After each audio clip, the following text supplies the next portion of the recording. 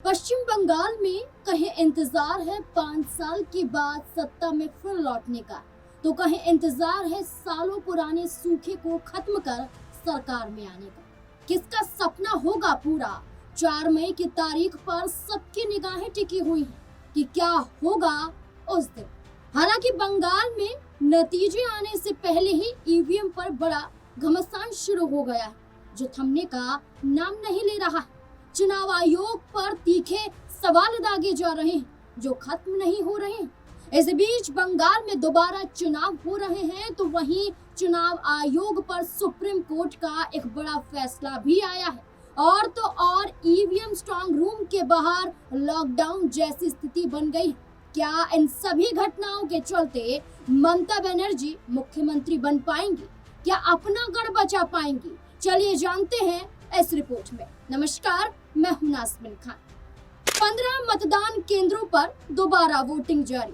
पश्चिम बंगाल के दक्षिण 24 परगना जिले की डायमंड हार्बर और मगरहाट पश्चिम विधानसभा सीटों के 15 मतदान केंद्रों पर दोबारा वोटिंग हो रही है। इन मतदान केंद्रों पर ईवीएम के साथ छेड़छाड़ होने के आरोप लगाए गए थे, जिसका संज्ञान लेते हुए निर्वाचन आयोग ने इन सभी जगहों पर पुनर्मतदान कराने का फैसला किया। आरोप लगाया गया था कि फलता इलाके में एक मतदान केंद्र पर ईवीएम में बटन पर टेप लगाकर चुनाव चिन्ह को छिपाने की कोशिश की गई थी। इसकी फोटो और वीडियो भी सोशल मीडिया पर वायरल हुई थी। इसी संबंध में मतदाताओं और राजनीतिक दलों की ओर से शिकायतें भी दर्ज करवाई गई थी, जिसमें ईवीएम से छेड़छाड़, बूथ कैप्चरिंग और धांधली के आरोप लगाए गए थे। सूत्रों के मुताबिक फलता विधानसभा क्षेत्र के 30 और बूथों पर भी पुनर्मतदान हो सकता है, जिस पर चुनाव आयोग का फैसला आना अभी बाकी है। हालांकि 2 सीटों की 15 मतदान पर वोटिंग फिलहाल चल रही है, जो लगभग खत्म होने वाली है। बता दें कि इन बूथों पर मतदान 29 अप्रैल को पश्चिम बंगाल विधानसभा चुनाव के दूसरे और अंतिम चरण में हुआ था, लेकिन चुनाव आयोग ने जन प्रतिनिधित्व अधिनियम 1951 की धारा 58(2) के तहत इसे रद्द कर दिया। ये प्रावधान चुनाव आयोग को अधिकार देता है कि अगर किसी मतदान केंद्र पर गंभीर गड़बड़ी जैसे ईवीएम में खराबी, बूथ कैप्चरिंग, हिंसा या प्रक्रिया में उल्लंघन होती है, तो वो मतदान को निरस्त कर सकता है और दोबारा मतदान करा सकता है। ईवीएम स्ट्रांग रूम के बाहर लॉकडाउन। ईवीएम विवाद के बीच जहां रिवोटिंग जारी है, तो वहीं अब प्रशासन और आयोग ने सख्त कदम उठाते हुए स्ट्रांग रूम को लेकर हंगामे के बीच जहां 6 अधिकारियों को सस्पेंड कर दिया है, तो वहीं दूसरी तरफ शहर के सभी 7 निर्धारित ईवीएम स्ट्रांग रूम के 200 मीटर के दायरे को सील कर दिया है। पुलिस कमिश्नर अजय नंद द्वारा बीएनएस की धारा 163 के तहत जारी आदेश में 5 या उसके अधिक लोगों के इकट्ठा होने, जुलूस निकालने और प्रदर्शन करने पर प्रतिबंध लगा दिया है। ये पाबंदियां 4 मई को मतगणना पूरी होने तक लागू रहेंगी। इन पाबंदियों से पहले टीएमसी की श्यामपुकुर सीट से उम्मीदवार शशि पांजा द्वारा आरोप लगाया गया था कि दक्षिण कोलकाता के भवानीपुर स्थित सखावत मेमोरियल हाई स्कूल में बने स्ट्रांग रूम के कैमरे नंबर 17 की फुटेज को हमने देखा था और स्ट्रांग रूम के अंदर कुछ लोग मौजूद थे, जबकि कमरों को हमारे एजेंटों की मौजूदगी में सील कर दिया गया था। अगर दरवाजा खोला गया तो सभी पार्टियों को इसकी जानकारी क्यों नहीं दी गई? इसके साथ ही ममता बनर्जी ने भी मेमोरियल हाई स्कूल में बने स्ट्रांग रूम के बाहर करीब 3 घंटे तक तैनाती दी थी। वहां पर हंगामा भी हुआ था।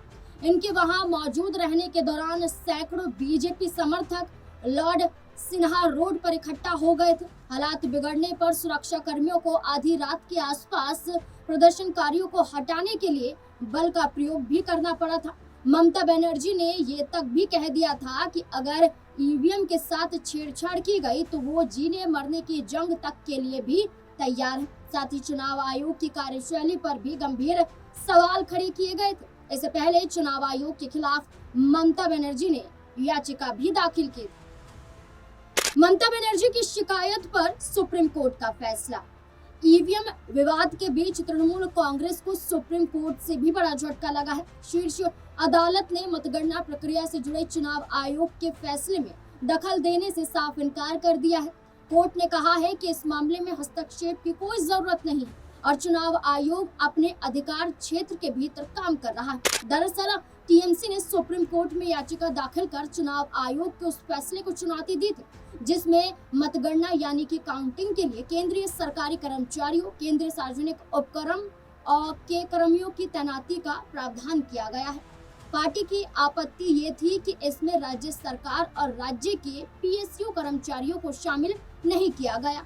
सुनवाई के दौरान टीएमसी की ओर से वरिष्ठ वकील कपिल सिब्बल ने कई दलीलें पेश की थी। उन्होंने कहा था कि जिला निर्वाचन अधिकारी को 13 अप्रैल को नोटिस जारी किया गया था, लेकिन इसकी जानकारी पार्टी को 29 अप्रैल को मिली। उन्होंने ये भी आरोप लगाया कि हर बूथ पर गड़बड़ी की आशंका जताना बिना ठोस आधार के है और ये चौंकाने वाला है। सिब्बल ने ये भी कहा था कि पहले से ही एक केंद्रीय प्रतिनिधि मौजूद है, ऐसे में एक और केंद्रीय अधिकारी जोड़ना उचित नहीं।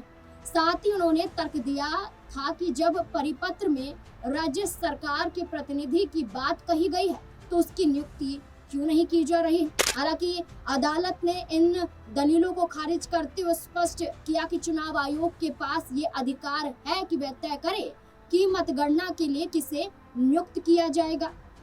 सुप्रीम कोर्ट से क्या बोला चुनाव आयोग? चुनाव आयोग की ओर से भी दलीलें दी गई कि सभी फैसले नियमों के तहत लिए गए हैं और मतगणना प्रक्रिया को निष्पक्ष और पारदर्शी बनाने के लिए कदम उठाए गए हैं। इससे पहले कोलकाता हाई कोर्ट में भी टीएमसी की याचिका थी जिसे खारिज कर दिया गया था। हाई कोर्ट ने अपने फैसले में कहा था कि चुनाव आयोग को यह अधिकार है कि वे मतगणना के लिए सुपरवाइजर और सहायक किसे बनाए। सुप्रीम कोर्ट के इस फैसले के बाद साफ हो गया है कि बंगाल चुनाव में मतगणना की प्रक्रिया चुनाव आयोग के तय नियमों के मुताबिक ही चलेगी। टीएमसी के लिए ये लगातार दूसरा झटका मारा जा रहा है जिससे पार्टी की चुनावी रणनीति पर असर पड़ सकता है। सीधे सीधे तौर पर कहा जा रहा है कि एक तरफ स्ट्रांग रूम के बाहर बड़ा हंगामा देखा गया तो दूसरी तरफ सुप्रीम कोर्ट में भी याचिका दाखिल की गई, लेकिन ममता बनर्जी और टीएमसी को कोई राहत उनके पक्ष में नहीं मिली।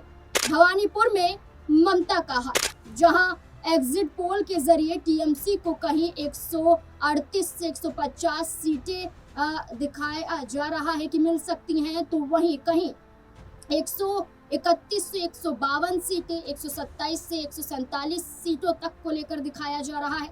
वहीं सिर्फ हम भवानीपुर की बात करें तो भवानीपुर अभी भी ममता बनर्जी का मजबूत गढ़ माना जाता है, लेकिन इस बार मुकाबला पहले से ज्यादा टक्कर वाला दिख रहा है। कई रिपोर्ट्स में ये दावा किया जा रहा है कि बीजेपी ने यहाँ काफी आक्रामक कैंपेन किया है और माहौल पूरी तरह एक तरफा नहीं। अगर 2021 की बात करें तो 2021 के पश्चिम बंगाल विधानसभा चुनाव में ममता बनर्जी ने नंदीग्राम सीट से चुनाव लड़ा था। वहां उनका मुकाबला शुवेंदु अधिकारी से हुआ था, जिसमें ममता करीब यहां हारती हुई नजर आई थी। और इसके बाद देखा जाए तो ममता बनर्जी तो हार गई थी, लेकिन टीएमसी जो उनकी पार्टी है उन्होंने बहुमत साबित कर दिया था और बहुमत साबित करने के साथ साथ पश्चिम बंगाल में 2021 का चुनाव वो जीत गए थे। इस बीच में ममता बनर्जी ने भवानीपुर उपचुनाव में उतरकर अपनी किस्मत आजमाई और चुनाव जीत गई और पश्चिम बंगाल की मुख्यमंत्री रही। लेकिन अब बड़ा सवाल बन जाता है उनके मुख्यमंत्री पद को लेकर। गौरतलब है कि एंटी इनकम्बेंसी, ईवीएम विवाद और बीजेपी की आक्रामक रणनीति की वजह से लड़ाई काफी हाई वोल्टेज हो गई। कुछ रिपोर्ट में स्प्लिट वोटर मूड यानी कि बटा हुआ माहौल भी बताया गया है। देखना होगा कि क्या इन तमाम मुद्दों के बीच में ममता बनर्जी अपना गढ़ बचा पाती हैं। क्या ममता बनर्जी पश्चिम बंगाल में अपनी सरकार बना पाती हैं या फिर नहीं, क्योंकि ईवीएम से लेकर चुनाव आयोग से लेकर स्ट्रांग रूम तक और लगातार अदालतों के चक्कर के बावजूद भी टीएमसी को झटका ही मिल रहा है और एग्जिट पोल के जरिए भी सीटों का नुकसान तृणमूल कांग्रेस को हो रहा है। अब देखना होगा कि क्या होगा 4 मई को। आपको क्या लगता है इस पूरे मुद्दे को लेकर? अपनी राय कमेंट सेक्शन में जरूर दें।